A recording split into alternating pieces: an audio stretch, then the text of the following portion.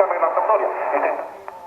Barreto, il giocatore paraguayano, cambia con Muriel, ecco il colombiano che prova l'azione personale, bravo adesso il difensore Peluso, pronto a allontanare la minaccia, una sorta di raddoppio di marcatura. Peluso aveva lasciato la fascia di competenza, era andato a chiudere, è stato provvidenziale per i suoi, ma giusto per un attimo perché Linetti fa suo il pallone in fuorigioco, Quagliarella che non può neanche scattare.